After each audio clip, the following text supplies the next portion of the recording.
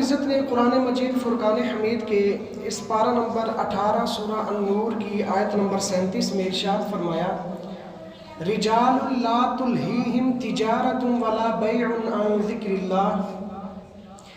عقل مند شخص وہ ہوتا ہے، دانا مرد وہ ہے کہ جس کو اس کی تجارت اللہ کے ذکر سے غافل نہ کرے۔ اور آگے پھر فرمایا وَإِقَامِ الصَّلَاةِ وَإِيتَاءِ الزَّكَاةِ۔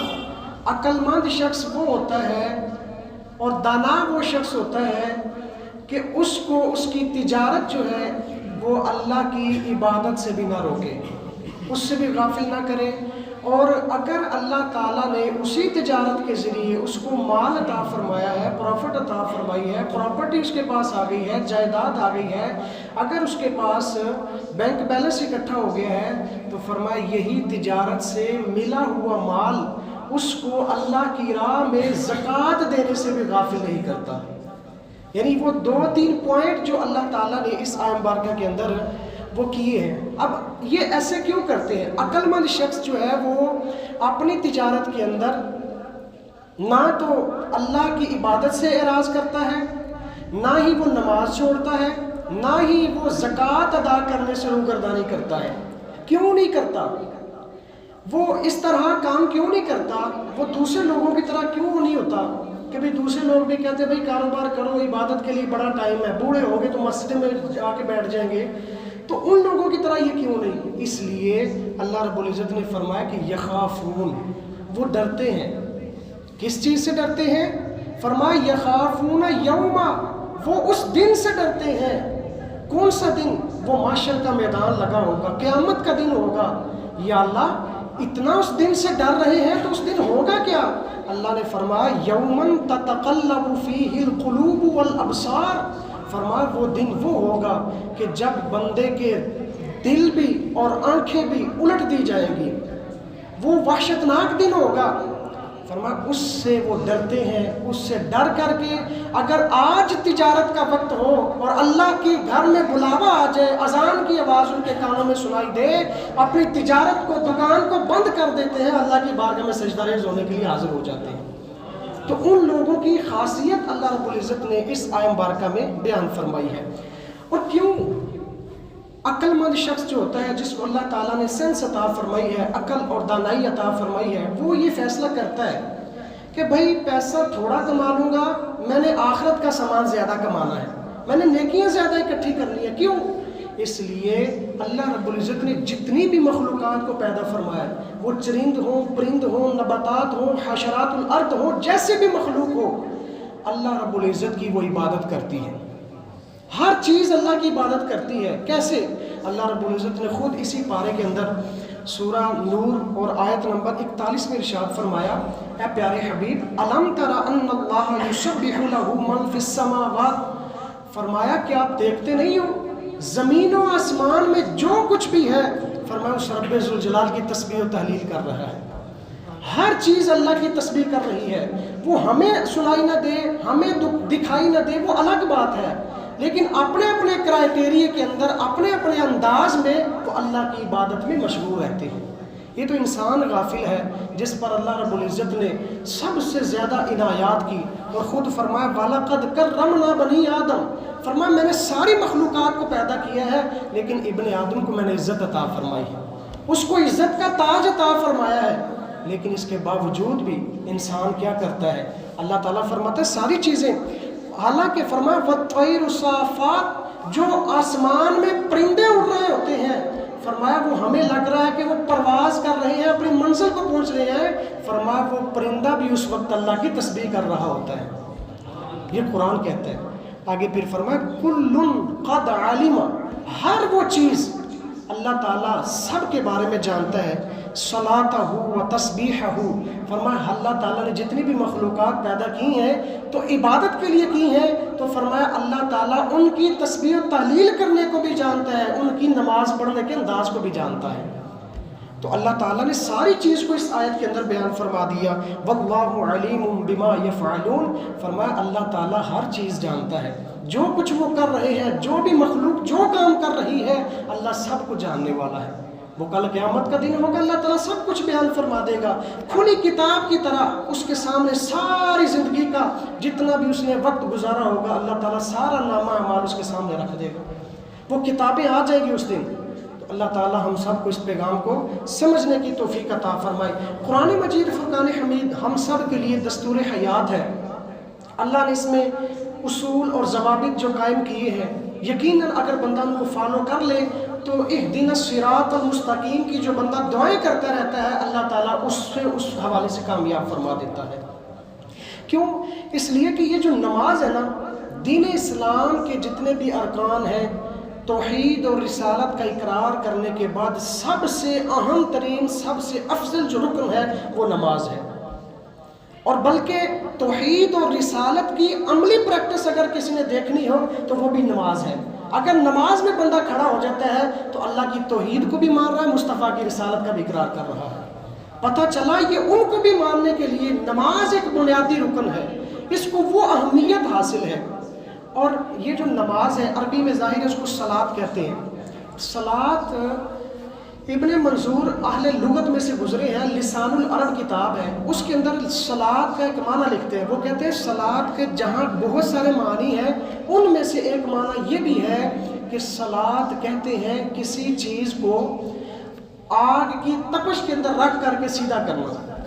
اب اس کو ایک مثال سے سمجھ لیجیے، جو لکڑی کا کام کرتے ہیں یا بالخصوص بانس کا کام کرتے ہیں، جب ان کو کٹائی کر کے لاتے ہیں نا تو ان کو سیدھا کرنے کے لیے آگ کی تپش پر رکھا جاتا ہے۔ وہ جب اس کی تپش اس کو چڑھتی ہے تو وہ نرم ہو جاتا ہے، پھر وہ سیدھا کر لیتے ہیں۔ تو صلاۃ کا معنی یہ ہے کہ آگ کی تپش میں کسی چیز کو رکھ کر کے سیدھا کر دینا۔ فرماتے ہیں اس کا معنی یہ ہے، صلاۃ کا لفظ جو قرآن پاک میں آیا ہے، اللہ رب العزت نے یہ پیغام دیا ہے، اور یاد رکھو پورے قرآن مجید فرقان حمید میں کم و بیش 700 مرتبہ اللہ تعالیٰ نے صلاۃ کا ذکر فرمایا ہے۔ 700 مرتبہ اللہ تعالیٰ نے 700 مقامات پر نماز کا ذکر فرمایا، اور ان میں سے بھی 80 مقامات وہ ہیں جہاں پر اللہ تعالیٰ نے ڈائریکٹلی صراحتاً حکم فرمایا ہے کہ فرمایا اے مومن مسلمان تم نے نماز ضرور پڑھنی ہے۔ 80 مقامات وہ ہیں جس کو ڈائریکٹلی اللہ نے حکم فرمایا، اور 700 مقامات پر اللہ تعالیٰ نے نماز کا ذکر فرمایا۔ تو اس سے بھی نماز کی اہمیت بالکل واضح ہو جاتی ہے۔ تو نماز کا معنی کیا بیان کیا کہ آگ کی تپش کے اندر کسی چیز کو رکھ کر کے سیدھا کر لینا۔ فرماتے ہیں اب اس کا مطلب یہ ہوا کہ جب بندہ اللہ تعالیٰ کی عبادت کرتا ہے اس کو اللہ رب العزت کا وہ قرب حاصل ہو جاتا ہے۔ فرمایا جب بندے کو اللہ کے قرب کی وہ تپش محسوس ہوتی ہے، جب وہ جنون، وہ جذبہ اس کے اندر آ جاتا ہے اللہ کی قربت کا، فرمایا پھر اس کی برکت یہ ہوتی ہے، اس جنون، اس تپش کی برکت سے اللہ تعالیٰ اس کو اہدنا الصراط المستقیم کا مصداق بنا دیتا ہے، اس کو سیدھی رستے پر چلا دیتا ہے۔ کیوں؟ یہ ہدایت کا معیار ہے نا نماز۔ جب اللہ کی عبادت بندہ کرتا چلا جاتا ہے، اللہ کے قریب ہو جاتا ہے، فرمایا اللہ کا قرب وہ جذبہ ہے، وہ جنون ہے، وہ ایک تپش ہے عشق کی، محبت کی، فرمایا اس کے اندر جب بندہ تھوڑا سا جلتا ہے نا، اللہ تعالیٰ پھر اس کو ہدایت کا نور بھی عطا فرما کے سیدھا فرما دیتا ہے۔ تو یہ صلاۃ کے معنی کے اعتبار سے بات کی، اور صلاۃ کی اہمیت کتنی ہے وہ بھی میں نے آپ کو بتا دیا۔ قرآن مجید فرقان حمید کے بہت سارے مقامات پر اللہ رب العزت نے بعض مقامات پر تو انفرادی طور پر انڈیویجولی لوگوں کو مخاطب کر کے فرمایا کہ تم نے نماز پڑھنی ہے، جیسا کہ سورہ بقرہ کے شروع میں ارشاد فرمایا وَأَقِيمُوا الصَّلَاةَ وَآتُوا الزَّكَاةَ وَارْكَعُوا مَعَ الرَّاكِعِينَ، فرمایا تم نے نماز بھی پڑھنی ہے، زکوٰۃ بھی ادا کرنی ہے، رکوع کرنے والوں کے ساتھ رکوع بھی کرنا ہے۔ کیا مطلب؟ نماز پڑھنی ہے تو اس کے وقت کے اندر پڑھنی ہے، جماعت کے ساتھ پڑھنے کی کوشش کرنی ہے، وَارْكَعُوا مَعَ الرَّاكِعِينَ ہے، انفرادی طور پر حکم ہے۔ لیکن صرف یہی نہیں کہ ہم صرف خود تو نماز پڑھتے رہیں، ہماری اولاد بھائی ان کی لائف ہے وہ خود دیکھ لیں گے، ہمارے بچے آج کل ہماری بات نہیں سنتے، کیا کریں، وہ خود پڑھ لیں گے جب ان کو احساس ہوگا، میں تو آ جاتا ہوں نا، میرا کیا کام ہے، میں نے اپنی قبر میں جانا ہے، اپنا جواب دینا ہے۔ اس طرح کی جو باتیں آتی ہیں، یاد رکھو ایز اے مسلمان اور گھر کا سربراہ ہونے کی حیثیت سے بھی کچھ حقوق اور کچھ ذمہ داریاں ہوا کرتی ہیں، انہیں ذمہ داریوں کی طرف اللہ رب العزت نے نماز کے پوائنٹ آف ویو سے بھی حکم فرمایا ہے، جیسا کہ اللہ رب العزت نے پارہ نمبر 16 سورۃ طٰہٰ آیت نمبر 132 میں ارشاد فرمایا وَأْمُرْ أَهْلَكَ بِالصَّلَاةِ وَاسْطَبِرْ عَلَيْهَا، فرمایا پیارے حبیب اپنے گھر والوں کو بھی نماز کا حکم دو اور خود بھی اس پر کاربند رہو۔ اب نبی پاک صلی اللہ تعالیٰ علیہ وسلم وہ شخصیت کہ جو کبھی تہجد بھی قضا نہیں فرماتے تو فرض نماز کیسے چھوڑتے ہوں گے؟ یہ صرف اور صرف اس امت کو پیغام دینا تھا کہ جو کوئی بھی گھر کا سربراہ ہے، جو کوئی بھی کسی ملازم کا آقا ہے، تو فرمایا سب کے لیے یہ حکم ہے، ان کو یہ پیغام پہنچا دو، وہ خود بھی نماز پڑھا کریں، اپنے گھر والوں کو بھی نماز کی تلقین کیا کریں۔ صرف یہ نہیں کہ صرف میں پڑھ لیتا ہوں، انہوں نے اپنی قبر میں جانا ہے، خود حساب کتاب کریں گے، نہیں، فرمایا یہ بھی تمہاری ذمہ داری ہے۔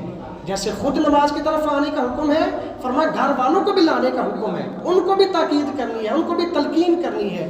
اور اسی طرح اللہ رب العزت نے دوسرے مقام پر اس کو مزید وضاحت کے ساتھ بیان فرما دیا۔ 28واں پارہ ہے سورۃ تحریم آیت نمبر 6 کے اندر فرمایا یا ایھا الذین آمنوا، اے ایمان والو، قوا انفسکم، اپنے آپ کو بچاؤ۔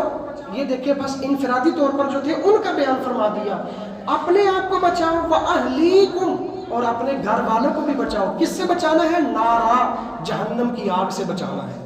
اے ایمان والو، خود اپنے آپ کو بھی، اپنے گھر والوں کو بھی۔ پتہ چلا صرف ہم نے اکیلے میں نہیں نماز پڑھنی، گھر والوں کو بھی کہنا ہے، بچوں کو بھی ساتھ لے کر کے آنا ہے، ان کو بھی تاکید کرنی ہے، بھئی جس طرح میرے اوپر نماز لازم ہے تیرے اوپر بھی اسی طرح فرض ہے۔ تو اس پیغام کو عام کرنے کی ضرورت ہے۔ نبی رحمت صلی اللہ تعالیٰ علیہ وسلم کی ذات پر جو قرآن نازل ہوا ہے، 28واں پارہ سورۃ تحریم آیت نمبر 6 میں فرمایا اے ایمان والو، خود بھی بچو، اپنے گھر والوں کو بھی اس جہنم کی آگ سے بچاؤ۔ اب اس جہنم کا انالیسس بھی سرکار نے خود بیان فرما دیا کہ اس کا مشاہدہ کیا تھا نا، بتا دیا اس کی سچویشن کیا ہوگی۔ فرمایا اس کی صورتحال یہ ہے وقودها الناس والحجارہ، فرمایا اس کا ایندھن جس سے وہ آگ بھڑکے گی، اور وہ آگ کا اندازہ آپ یہاں سے لگائیں کہ دنیا کی آگ میں 1 منٹ ہاتھ بندہ نہیں رکھ سکتا، اس سے بھی 70 گنا زیادہ وہ آگ اس کی تپش ہوگی۔ تو فرمایا وہ کیسے جلے گی؟ فرمایا اس کا ایندھن یا پتھر ہوں گے یا یہی انسان ہوں گے، ان سے ہی وہ آگ جلے گی۔ اس کا سارا بیان فرما دیا نبی پاک صلی اللہ علیہ وسلم نے۔ آگے پھر فرمایا علیہا ملائکۃ غلاظ شداد لا یعصون اللہ، فرمایا کہ وہ جو جہنم میں لوگ جائیں گے، جہنم میں پتھر جائیں گے، جس کی وجہ سے وہ آگ کے شعلے بھڑکیں گے، وہ انسانوں کو پھینکے گا کون؟ فرمایا اللہ نے اس کام کے لیے اپنے فرشتوں کی ڈیوٹیاں لگائی ہوئی ہیں، اور وہ فرشتے ایسے ہوں گے۔ اب جیسا کہ نبی پاک صلی اللہ تعالیٰ علیہ وسلم نے معراج کی رات جو مشاہدات کیے، ان میں فرمایا کہ بعض مقامات پر دیکھا کہ فرشتے جو ہیں وہ کسی کا سر کچل رہے ہیں، بعض مقامات پر دیکھا فرشتے کسی کی زبان کاٹ رہے ہیں، بعض مقامات پر دیکھا فرشتے انسان کی جلد کو، اس کی کھال کو اتار کے نیچے پھینک رہے ہیں، اور یہ قیامت تک کام ہوتا رہے گا، کسی کو سانپ ڈس رہے ہیں۔ فرمایا یہ کام کیا ہے؟ بعض اوقات ہوتا ہے ہمارے سامنے کوئی اس طرح کام ہو رہا ہو، ہمارے دل میں رحم آ جاتا ہے، نرمی آ جاتی ہے کہ یار اس کا کچھ نہ کچھ ہیلپ ہونی چاہیے، لیکن فرمایا نہیں، علیہا ملائکۃ غلاظ شداد، اس کے اوپر جو فرشتے مقرر ہیں وہ کسی قسم کا رحم بھی نہیں کریں گے۔ فرمایا وہ سخت مزاج ہوں گے، وہ سخت مزاج ہے، کسی کا رحم نہیں کریں گے، کسی قسم کی نرمی نہیں برتی جائے گی۔ کیوں؟ اس لیے کہ لا یعصون اللہ ما امرہم، اللہ نے جو ان کو حکم دیے ہیں وہ اس حکم کی نافرمانی نہیں کرتے۔ اس دن وہ اپنے اللہ کے حکم کی پیروی میں ہے، اللہ نے فرما دیا کہ ان کو اس انداز میں عذاب دینا ہے تو وہ اسی طرح کریں گے، کسی قسم کی کوئی نرمی اور رعایت نہیں بخشی جائے گی۔ اب یہ ساری صورتحال قرآن پاک میں اللہ تعالیٰ نے اس کی بیان فرما دی ہے، اور فرمایا وَيَفْعَلُونَ مَا يُؤْمَرُونَ، یہ فرشتوں کی صفت ہے، یہ فرشتوں کی خاصیت اور کوالٹی ہے کہ یہ وہی کرتے ہیں جو اللہ ان کو حکم عطا فرماتا ہے۔ تو یہ جہنم کے حوالے سے بھی بتا دیا، اور کس انداز میں جائیں گے اور کس طرح اس سے بچا جا سکتا ہے، خود کو بھی اپنے گھر والوں کو بھی اللہ نے وہی قرآن میں سب کچھ وضاحت کے ساتھ بیان فرما دیا ہے۔ اور اسی طرح نبی رحمت صلی اللہ تعالیٰ علیہ وسلم نے جس طرح قرآن کے ساتھ میسج کو عام کیا، اپنے فرمان کے ساتھ بھی لوگوں کو اس کام کی تلقین دی ہے، اور فرمایا ہے کہ یہ نماز کتنا اہم فریضہ ہے۔ نبی رحمت صلی اللہ تعالیٰ علیہ وآلہ وسلم نے اس کی اہمیت کو لوگوں کے مائنڈز کے اندر اجاگر کرنے کے لیے ارشاد فرمایا۔ نبی پاک صلی اللہ تعالیٰ علیہ وسلم فرماتے ہیں یہ جو نماز ہے اتنی زیادہ ویلیو ہے، فرمایا جب محشر کے میدان میں مسلمان بندہ جائے گا، نامہ اعمال شروع ہوں گے تو فرمایا سب سے پہلے ان اول ما یحاسب به العبد یوم القیامہ الصلاۃ، فرمایا اس دن جو سب سے پہلے بندے سے سوال جواب کا سلسلہ شروع ہوگا مسلم بندے سے، تو فرمایا سب سے پہلا سوال ہی نماز کے متعلق ہوگا۔ اب اس سے نماز کی اہمیت بالکل واضح ہو جاتی ہے، جس طرح قرآن میں وضاحت کے ساتھ ہے، مصطفیٰ کے فرمان میں بالکل واضح ہے۔ اور نبی پاک صلی اللہ تعالیٰ علیہ وسلم نے آگے فرمایا کہ الصلاۃ المکتوبہ، یہ جو فرض نمازیں اس حوالے سے سوال کیا جائے گا، اگر کسی کے فرض کے اندر کوئی کوتاہی رہ گئی ہوئی، کوئی اس نے لچک کا مظاہرہ کیا ہوا ہوگا، تو فرمایا فَإِنْ أَتَمَّهَا، اگر تو اس نے مکمل انداز میں صحیح انداز میں فرضوں کی ادائیگی کی ہوگی تو فَبِهَا، وَإِلَّا اگر اس طرح نہیں ہوا ہوگا، کوئی کمی کوتاہی رہ گئی ہوگی تو وکیلا کہا جائے گا، کیا کہے گا؟ اللہ تعالیٰ فرمائے گا انظروا هل له من تطوع، ذرا دیکھو اس کے نامہ اعمال میں کہیں نوافل تو ہے، کہیں نوافل پڑے ہوں گے، وہ نوافل لاؤ، ان نوافل کو ان فرضوں میں ایڈ کر کے ان کے فرضوں کی تکمیل کو مکمل کر دو۔ پتہ چلا کہ فرض بھی پڑھنے ہیں، فرض کے ساتھ ساتھ نوافل بھی پڑھنے ہیں، یہ ہمارے لیے بہت زیادہ ضروری ہے۔ اگر بندہ فرض نماز پڑھ رہا ہوتا ہے، کسی میں تھوڑی سی کوتاہی رہ جاتی ہے، کل قیامت کے دن اسی نوافل کے ذریعے ہماری ان فرائض کی جو کوتاہی ہے اس کو مکمل کیا جائے گا۔ اس لیے کچھ لوگ ابھی دیکھنا فرض ہو گئے تو فرضوں کے بعد دوڑ لگا دیتے ہیں، سنتوں کی بھی ویلیو سمجھیں اور نوافل کی بھی۔ یہ دیکھیں نوافل کی اتنی قدر ہے، نوافل کی اتنی عظمت ہے کہ فرضوں کی کمی کو نوافلوں سے پورا کیا جا رہا ہے، تو اگر بندہ سنتوں کی پیروی کرے گا تو اللہ ان کو کتنا اجر عطا فرمائے گا، اور اگر بندہ سنتوں کے ساتھ ساتھ فرائض کی پابندی کرے گا تو اللہ اس سے کتنا راضی ہوگا۔ تو یہ محشر کے میدان کو اپنے سامنے رکھیں کہ حشر کے میدان میں ہمارے ساتھ یہ ہونا ہے۔ جب بندے کے مائنڈ میں یہ سارا محشر کا کنسیپٹ کلیئر رہے گا تو انشاءاللہ اس کو فکر آخرت والا کنسیپٹ بھی ذہن میں رہے گا، جب بھی تجارت کرے گا، جب بھی کاروبار کرے گا، اللہ کا ذکر بھی کرتا رہے گا۔ جب زبان پر اللہ کا ذکر ہوگا شیطان کے بہکاوے میں نہیں آئے گا، جب شیطان کا بہکاوا نہیں ہوگا کسی قسم کا ہمیں خرید و فروخت کرتے ہوئے جھوٹ بولنے کا سہارا بھی نہیں لینا پڑے گا، کسی کو دال لگانے کا بھی سہارا نہیں لینا پڑے گا، کسی کو دھوکہ دینے کا بھی سہارا ہمیں نہیں لینا پڑے گا، بلکہ اللہ تعالیٰ اس وقت جو ہمیں تھوڑا سا بھی سرمایہ عطا فرما دے گا، اللہ اس میں اتنی خیر و برکت رکھ دے گا کہ ہمارا بھی ہمارے گھر والوں کا بھی اچھے سے گزارا ہو جائے گا۔ تو یہ صرف اور صرف اپنے آپ کو سمجھانے کی بات ہے۔ نبی رحمت صلی اللہ تعالیٰ علیہ وآلہ وسلم نے نماز کی اہمیت کو مزید کیسے بیان فرمایا؟ ترمذی شریف کی روایت نمبر 4 ہے، شروع میں فرمایا کہ مفتاح الجنت الصلاۃ، فرمایا جنت میں جو بھی جانا چاہتے ہو نا، جنت کو تالا لگا ہوگا، اس جنت کا تالا کھلے گا کیسے؟ فرمایا اس کو کھولنے کے لیے تمہیں دنیا میں نماز پڑھنی پڑے گی۔ مفتاح الجنت الصلاۃ، جنت کی جو چابی ہے، جنت کے تالے کی جو چابی ہے وہ نماز ہے۔ فرمایا یہاں پر نماز کی پابندی کی ہوگی، چابی تمہارے ہاتھ میں ہوگی، جب نماز کا دامن تھاما ہوگا کل قیامت کے دن جب اللہ اذن عطا فرمائے گا، اللہ کے حکم سے جب جنت کی طرف جاؤ گے تو پھر تم اس جنت کا دروازہ جب کھولو گے تو یہی نماز تمہارا سہارا بن جائے گی، یہی نماز تمہارا وسیلہ اور شفاعت بن جائے گی۔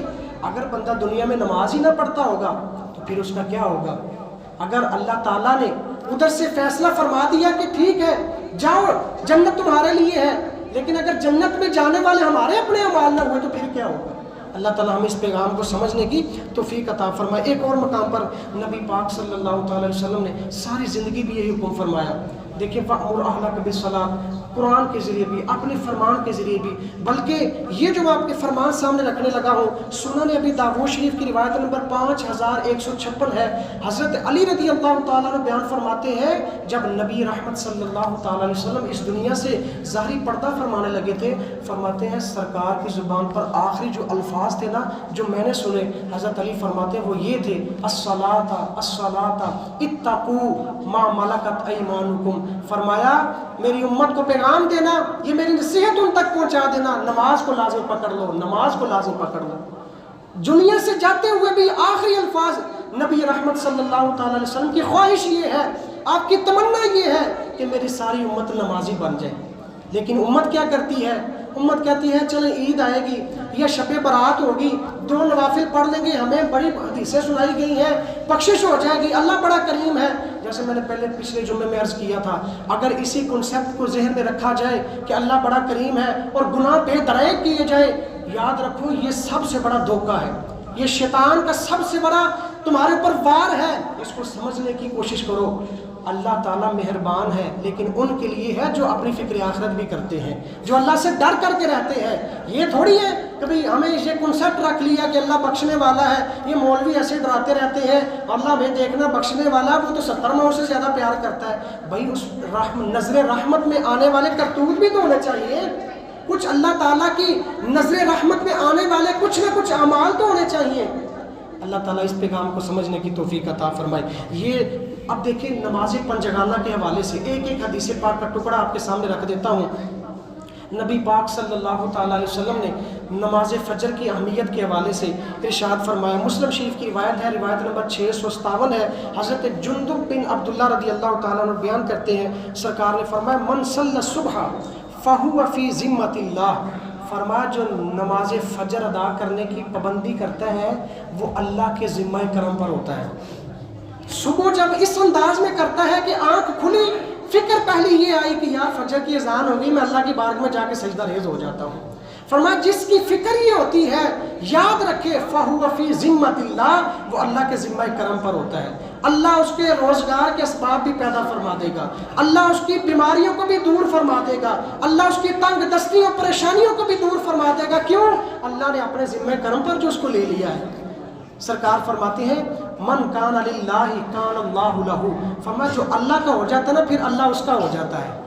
جو اللہ کی عبادت میں لگ جاتا ہے، اللہ تعالیٰ فرماتا ہے تم میرے لیے اپنے آپ کو فارغ کر لے، فرمایا میں تجھے دنیا کی پریشانیوں سے فارغ اور مستغنی کر دوں گا۔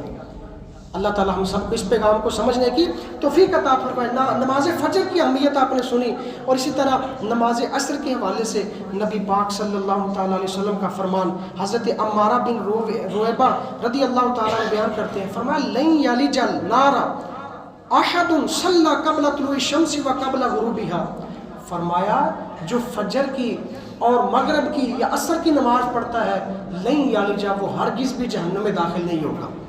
دیکھیں انفرادی طور پر ایک حدیث کے ذریعے نبی پاک صلی اللہ تعالیٰ علیہ وسلم نے ایک نماز کی الگ الگ طور پر افضلیت کو، ان کی فضیلت کو، ان کی اہمیت کو بیان کیا ہے کہ اس کی اتنی ویلیو ہے، اس کی اتنی اہمیت ہے، اس کو بھی لازم پکڑو، اس کو بھی لازم پکڑو۔ بلکہ نبی پاک صلی اللہ تعالیٰ علیہ وسلم نماز مغرب کے حوالے سے المعجم الاوسط امام طبرانی روایت نمبر 6445 حضرت ام المؤمنین عائشہ صدیقہ رضی اللہ تعالیٰ عنہ آپ بیان فرماتی ہیں ان افضل الصلاۃ عند اللہ صلاۃ المغرب، فرمایا اللہ تعالیٰ کے ہاں سب سے زیادہ افضل ترین جو نماز ہے وہ نماز مغرب ہے۔ اب دیکھیں انفرادی طور پر ہر ایک کی الگ الگ سے فضیلت بیان ہو رہی ہے۔ فرمایا ومن صلی بعدها رکعتین، جو نماز مغرب ادا کرنے کے بعد 2 رکعتیں اور پڑھ لے تو اللہ اس کو کتنا اجر عطا فرمائے گا؟ فرمایا بن اللہ لہ بیتا فی الجنہ، فرمایا اللہ تعالیٰ جنت میں اس کے لیے ایک محل تیار فرما دیتا ہے۔ یغدو و یروح، فرمایا جس میں وہ صبح کرے گا اور اس میں راحت اور آسانیاں ہی اس کا انتظار کر رہی ہوں گی۔ ایک نماز کی انفرادی طور پر دیکھیں کتنی عظمت ہے۔ اور نماز عشاء کے حوالے سے مسلم شریف کی روایت نمبر 656 ہے، حضرت عبد الرحمن رضی اللہ تعالیٰ عنہ فرماتے ہیں سرکار نے فرمایا من صلی العشاء فی جماعت، جس نے عشاء کی نماز کو جماعت کے ساتھ ادا کیا، اللہ تعالیٰ کو اس کی نماز عشاء جماعت کے ساتھ ادا کرنی اتنی پسند آتی ہے، فرمایا فَكَأَنَّمَا قَامَ نِصْفَ اللَّيْلِ، فرمایا جو جماعت کے ساتھ عشاء کی نماز پڑھتا ہے اللہ تعالیٰ اس پر اتنا راضی ہوتا ہے کہ اللہ تعالیٰ اس کو آدھی رات قیام کرنے کا اجر عطا فرما دیتا ہے۔ فرمایا گویا کہ اس نے آدھی رات اللہ کی بارگاہ میں کھڑے ہو کر کے نماز پڑھی ہے۔ لیکن افسوس کی بات یہ ہے کہ ہمیں سب سے زیادہ بوجھل نمازیں ہی یہ 2 لگتی ہیں۔ فجر ٹائم نہیں جی اٹھا نہیں جاتا، آنکھ نہیں کھلتی، بڑے الارم بھی لگاتے ہیں، یہ بھی ہوتا ہے۔ کاروبار کے لیے ہمارے سارے الارم آن ہو جاتے ہیں، ہم اٹھ بھی جاتے ہیں، اللہ کی بارگاہ میں جی آنے کے لیے ہمارے سارے الارموں کے ہمارے کان بند ہو جاتے ہیں۔ یاد رکھ لیجئے ایک فرمان آپ کی بارگاہ میں رکھنے لگا ہوں، اللہ تعالیٰ اس کو سمجھنے کی توفیق عطا فرمائے۔ نبی پاک صلی اللہ تعالیٰ علیہ وسلم نے فرمایا بڑا ہی توجہ طلب بیان ہے، بڑی ہی اہمیت کی حامل یہ حدیث پاک ہے۔ پہلے میں اس حدیث پاک کا ریفرنس آپ کے سامنے رکھ دیتا ہوں۔ سنن ابی داؤد شریف کے اندر بھی یہ روایت موجود ہے، 551 نمبر ہے۔ نسائی شریف کا نمبر 846 ہے، اور ابن ماجہ شریف کے اندر 790 ہے۔ یعنی تینوں حدیث کی کتابوں کے اندر، دیگر اور بھی حدیث کی کتابوں کے اندر یہ حدیث بالکل صراحت کے ساتھ صحیح انداز میں موجود ہے۔ نبی رحمت صلی اللہ تعالیٰ علیہ وآلہ وسلم اب کیا فرماتے ہیں، توجہ فرمائیے گا۔ حضرت ابی بن کعب رضی اللہ تعالیٰ عنہ فرماتے ہیں، سرکار دو عالم صلی اللہ تعالیٰ علیہ وسلم نے صلی رسول اللہ صلی اللہ تعالیٰ علیہ وسلم صلاۃ الصبح، سرکار نے فجر کی نماز پڑھائی، اقبل علینا بوجہہ، سرکار نے اپنا رخ انور ہماری طرف کر لیا۔ جب ہماری طرف متوجہ ہوئے ہمیں مخاطب کر کے کہتے ہیں اشاہد الفلان، اشاہد الفلان، فرمایا پیارے صحابہ کیا وہ فلاں شخص آیا ہے؟ فقالوا لا، صحابہ کرام نے عرض کی یا رسول اللہ نہیں وہ نہیں آیا۔ پھر سرکار نے فرمایا اشاہد الفلاں، کیا وہ فلاں شخص بھی آیا ہے؟ فقالوا، صحابہ نے پھر عرض کی یا رسول اللہ نہیں وہ بھی نہیں آیا۔ فرماتے لنفر من المنافقین، یہ وہ منافقین کا گروہ تھا، لم یشہدوا، جو فجر کے وقت حاضر نہیں ہوا کرتا تھا۔ کن کا گروہ تھا جی؟ منافقین کا گروہ تھا۔ اب نبی رحمت صلی اللہ تعالیٰ علیہ وسلم کا فرمان سنیے، سرکار دو عالم صلی اللہ تعالیٰ علیہ وسلم نے فرمایا اے میرے پیارے صحابہ یاد رکھ لو، ان ہاتین الصلاتین، یہ فجر کی نماز اور عشاء کی نماز، فرمایا اسکل الصلاۃ علی المنافقین، جو بندہ منافق ہوتا ہے یہ دونوں نمازیں اس پر بھاری ہوتی ہیں۔ یہ بالکل صحیح روایت ہے، جا کر کے اس کو مزید بھی اسٹڈی کیجئے گا۔ آج ہم اپنے نامہ اعمال کو دیکھ لیں، اگر کوئی بندہ ہمیں کہتا تو بڑا منافق بندہ ہے، ہمیں کتنا غصہ لگتا ہے۔ نبی رحمت صلی اللہ تعالیٰ علیہ وسلم نے فرمایا جو دنیا میں آنے کے مقصد کو بھول جاتا ہے، فجر کی اور عشاء کی نماز اس کے لیے بھاری ہو جائے تو فرمایا کسی سے سننے کی بھی ضرورت نہیں ہے، کسی سے فیصلہ کروانے کی بھی ضرورت نہیں ہے، وہ اپنے آپ کو فتویٰ خود دے دے۔ سرکار نے فرمایا استفتی قلبک، فرمایا ہر مسائل دوسرے سے نہ پوچھا کرو، کچھ مسئلے اپنے دل سے بھی پوچھ لیا کرو۔ اگر تمہارا دل یہ سن رہا ہو کہ میں فجر کی بھی نماز نہیں پڑھتا، عشاء ٹائم بھی مجھے موقع نہیں ملتا، یہ یاد رکھ لے نبی پاک کی نگاہ کے اندر اور شریعت مصطفیٰ صلی اللہ تعالیٰ علیہ وسلم کے اندر فرمائیے منافقین کے صف میں شامل ہوتا ہے۔ کیوں؟ اس لیے کہ یہی تو نمازیں ہیں جو منافق پر بھاری ہوتی ہیں۔ وہ یہی کہتا ہے بھائی فجر ٹائم مجھ سے نہیں اٹھا جاتا، عشاء کے ٹائم رات بڑی ہو جاتی ہے، کھانا کھانا ہوتا ہے بھائی اس میں بھی ٹائم نہیں لگتا۔ تو یہ نبی پاک صلی اللہ تعالیٰ علیہ وسلم کا فرمان، اس کو اپنے دل کے اندر بسا کے جائیے۔